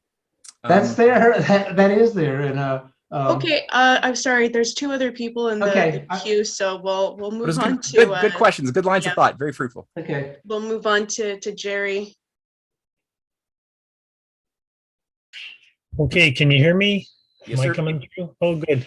Oh, thanks, Matt. That was excellent first third of your class. I just wanted to thank you for that poem of Solon. I don't think I've ever seen that before or read it before. It's very interesting. And there was one line in it at the start where he says something about all the problems we're having that's come on our state is because of arrogance. And it really struck me because it reminds me, people talk about where does evil come from, right? And because we think we're God, we know everything. But that guy you had at the first, the lunatic, Harari. Yeah. Isn't it like that's their problem? They think they know everything, right? The arrogance of these people. You know everything. Oh, let's just slap it in a computer, right? We'll put everything in. We know everything. We don't need people. Push the button. The computer does everything for us. We're laughing. But do you think that's their problem? I know they have lots of problems, but it's kind of the arrogance. I think it gets at very close to the center of the problem. I think, yeah, as you said, it's like it's complex in some ways. Like they've got a lot of dimensions to their problems, but the arrogance thing, the pride thing, I think is key. I think you're right. Even there's a reason why it's emphasized so much in the Bible as well as the source of evil. I think there's a lot of truth to that. And when you start thinking yourself as God, like these guys, if you listen to Yuval Harari or Zuckerberg or others trying to talk about their idea of artificial intelligence making human beings irrelevant, they're often talking about the idea of a new immortality that they can finally achieve by uploading their soul, which they define as just their brain functions, into computer script, like binary ones and zeros, that can then be uploaded onto the cloud, and then they can finally break free of this problem of mortality. So a lot of them are obsessed with this. I think they're ultimately really afraid of their own death. Other ones are really obsessed with the idea of like downloading the thing we call soul or whatever, your essence, whatever, again, into a machine, right? And this is why they're big on cyborgs and merging human beings with machines so that we can also have machines carry ourselves or clone ourselves, you know, but they're always obsessed with this idea of cheating death on the one hand, and only the immortals cheat death of the gods of Olympus, you know. And in many ways, I think that, yeah, like you've talked about this in your classes. LaRouche has also talked about this a lot in many of his writings going back to the 60s and 70s, that people like Aeschylus or Sophocles were wrapping their mythologies, their stories about the immortal gods running with their perversities and manipulation of human beings. And Homer was doing the same thing, right? Causing human beings to go to war unnecessarily with their fellow man, all for the boredom of the gods. And, you know, the point's been made that these were likely, that Aeschylus and Homer and others knew that the gods themselves were just the oligarchy of their day, trying to portray themselves as more than human so that people would believe anything that they told them to do. So I think, yeah, absolutely. This arrogance, this idea of like not making yourself obedient to the laws of the universe of God's law, but rather yourself trying to project your personal biases onto the world selfishly and expecting it to behave the way you want it to, with all of your baggage and disgusting unresolved crap, like Harari does. You know, the guy's obviously just depressed and dysfunctional. He needs help, but they've trumped this guy up to be like the voice of the new religion. It's pathetic. Yeah, and on that note of arrogance too, they assume that nobody can come up with a solution if they haven't thought it up. They don't think that anyone is beyond their own intellect. Mm-hmm. Yeah. Before we move on to Satomi, I just wanted to read Mike's comment. He writes, "Excellent presentation, Matt. Some of the slide contents almost moves one to tears. Thank you for bringing this forward and reminding us where the roots of our civilization lie." Oh, that's a great comment. All right, Satomi. Oh, thank you. I got a good answer for Gerald about the arrogance thing. I heard this quote. Confucius said, you know, he who has all the answers has not been asked all the questions. Mm. Mm-hmm. So, but my question is, you know, Solon, you pointed out like the council debts, you know, standard of measures, weights and measures, replace the Draco legal code. And you grow industry and commerce and empower all the citizens. But did he also mention education? Like that would exactly, you know, like exactly what we're doing right now. I've learned in the last 5 years more than, you know, so much. And so there is no place of education, and maybe or obviously he must have emphasized education. Oh yeah, there's more work I need to do on him. He's such a complex guy, and I mean, unfortunately, the history has not been so kind to preserves a lot of the details of his work. Definitely in education, the thing about the Greeks is a big part of their education was located in the cultural education, like the role of the plays, the performances, the tragedies, it's so much more than what we think of when we relate to our entertainment, which is just entertainment. For them, it had almost a sacred quality. And when you read or listen to the plays of Sophocles or any of the greats like Aeschylus or others, you cannot stay if you're at a low level of thinking and you're actively contemplating what's going on. It's so rich and dense that you come out of it better on so many levels. So I know on one level, the Areopagus and the promotion of that culture and the maintenance of it was very important. And also the carrying out of memory. So the transmission of Homer's works through memory required a very strong educational system in place that could empower people's mental muscles to do that. But otherwise, at this moment in time, I don't have the details, but I would be surprised to see that he did not have an educational policy in a similar way that Socrates and Plato were pushing on when they created the Academy of Athens. Oh, yeah. Okay. Thank you. I kind of thought there must be, I would imagine if we look for it, we'll probably find it. Yeah. Okay. Thank you. Of course. David Benton writes, the Western world seems to be experiencing a downward spiral and a stark departure from the moorings promulgated by its founding fathers. What, if anything, can reset Western civilization's moral compass? Well, that's what we have to contemplate. I don't know if there's like a quick, easy answer to that, since admittedly the psycho-spiritual decay has been going on for a long time, right? I mean, it's not this easy thing. We've atrophied a lot. We've lost a lot of the skills that we once had to build things. A lot of the people who have had a living experience building real things are very, very old now or dead.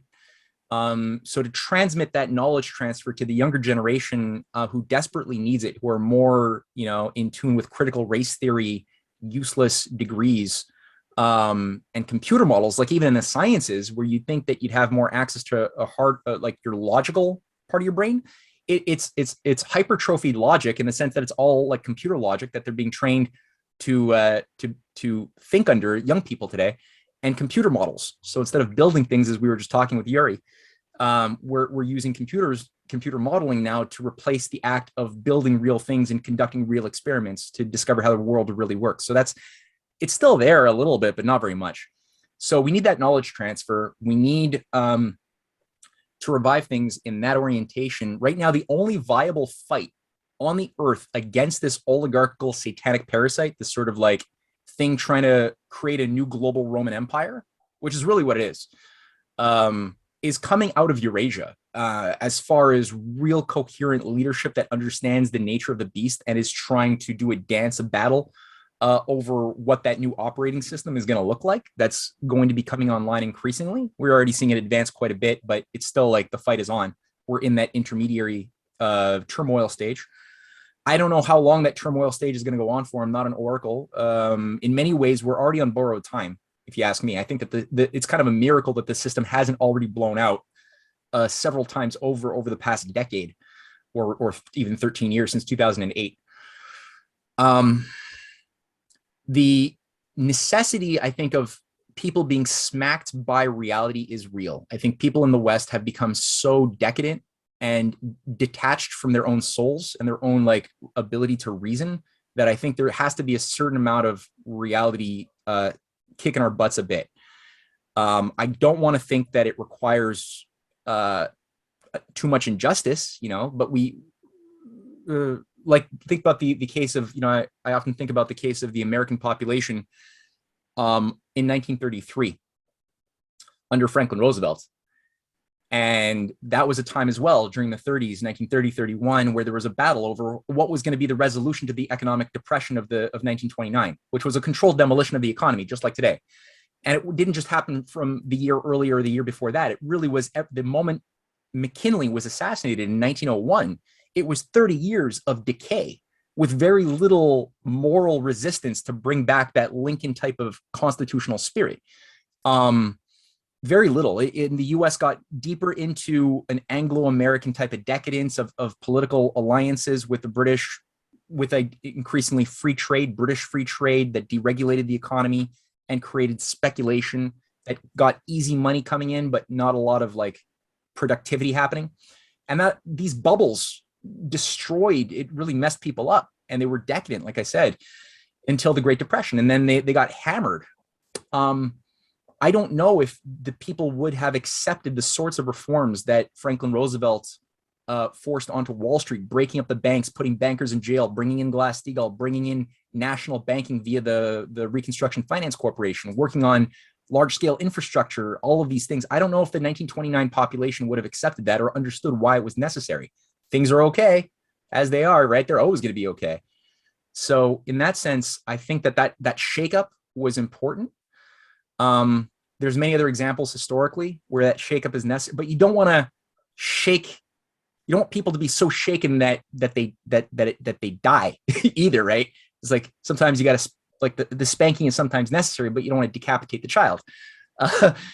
There's no more chance for redemption at that point. So we have to I think look more clearly, objectively at the battle of Eurasia right now for this viable system premised around cooperation, long-term thinking, evaluation of human beings is something more important than the mechanisms of computer models or money. And think like Donald Trump, say what you might about him. I would say when you look at what he was trying to do, and in many ways was advancing in terms of recalibrating the US economy towards a cooperative relationship with China, vis-a-vis the first US-China trade deal, which involved the Chinese buying $350 billion of US goods as part of a rehabilitation of the Rust Belt. That idea was good. That's solid. His undermining all of these globalist institutions, like trying to pull the US out of the World Health Organization, undermining NAFTA, putting nation states back into a position where they're allowed to use protectionism, undermining the TPP, Trans-Pacific Partnership, NATO, and then going also for cooperating with Russia on military in the Middle East activities. That's a good orientation. Bring back protectionism, bring back a rehabilitation of the economy. You got to do it with Russia, China as your allies instead of going the current direction, which is World War III. So there's ways to do that, and I think there is still viable patriotic movements that are receptive to this in the United States that can receive. Cynthia and I have both had extremely surprisingly good interactions with some of these people in recent interviews. That has to be formed, I think, and given a bit more of a responsible, principled set of direction and strategic outlook. But it's a viable patriotic movement that still exists that could do something good. I don't have, again, all the answers, but I know those are the sorts of conditions that exist. I can say a little bit of something, and then you can play off of that. Sure. I think that Sergei Glaziev bringing up also that Trump helped out a lot with, despite certain problems that he had in his approaches to certain things, that overall it was not a bad thing, Trump's presidency, or the fact that the BRI grew the fastest when it was Trump that was president, in the sense that he wasn't really blocking good things that were happening. I would also say that it's a matter of optimism. Morality, I think, is directly tied to optimism. And if you don't perceive that your future is an optimistic future, not even like dealing with the immortality of the soul and so forth, because in our day that requires a little bit more learning at that point. Just to be optimistic will increase morality. And so for the masses, I think my understanding of this is that if morality is going to be installed in the majority of people, it will be through economics first and then education. So with economics, the solutions are simple. They're if the people know what are the economic policies that are going to get them out of enslavement, it's going to offer a decent future, which then we can invest into education, we can invest into science driver programs, then there will be a turnaround overnight in terms of a certain lower level, you could say, morality through that optimism, where you can even think about your actions affecting the generations after you and basic things like this. And once, economies are brought back onto a decent functioning, education can be invested into, because the education is going to be a longer process and will really be focused, unfortunately, more on the youth than, people who are of an older age. It's not to say that anyone can't be a leader in these situations, but if we're talking about majority situations, education is always primarily directed to generating a better youth that will be stronger leadership. Right. But the fact is that these economic solutions are there. What China and now increasingly what Russia is doing under Sergei Glaziev the solutions can occur within a short period of time. There's still a lot of catching up for countries like the United States or Europe. They've done a lot of damage, but look at what Russia and China were able to come out of, especially China, in such a short amount of time. And with partnerships, right? Because obviously it's going to speed up if you align yourself with these countries that are offering to do economic partnerships, because they understand it's in their best interest that you are a stable, prosperous country. They don't believe in zero-sum China. So I would say that is the fastest route to a moral society. Well said.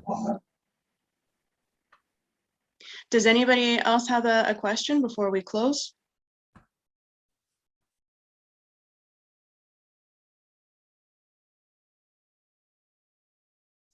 Do you have an idea of when you're going to do your next class, Matt? Yeah, this was totally unexpected. If maybe Easter Sunday, I could maybe, because we don't have anything scheduled for Easter Sunday. Easter Sunday? Okay. I don't know. Are people doing, like, let me just do a quick survey here. Are people doing family things on Easter Sunday? No. Open? Okay, there's enough people. Okay. All right. And it'll be recorded. So even if people can't come, it'll be recorded. So yeah, let's just do that. I can't find the hand. I wanted to ask you something. Oh, of course, RJ. I can't find the hand down here. Does Cynthia want any nuts? I should have gotten it just a minute. Iris. I love Iris. Oh, and that's a cat. Hello. Here I am. Cynthia, have you ever seen a modern day Faustian drama bargaining with skill? It is the most, it just got handed to me. It is the most, it looks to me like the most perfect research that you could possibly get. The legal way in which we are in the problem we're in, the legal way in which they've done it. Would you like me to send it to you, or would you not? Yeah. Of course. Yeah. Okay, I'm thinking of research. This looks really good. Okay, thank you. Cool. All right, yeah, so let's do that. So next Sunday, 2 p.m.